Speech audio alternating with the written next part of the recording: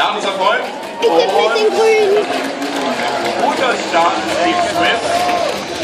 Ein etwas verhaltener. Auf den Vorderen. Smith kommt sehr mal in die Linie hier. Das spricht für Emma die Woodpecker. Müssen wir noch mal ein wenig an Geschwindigkeit aufnehmen, wenn es da noch den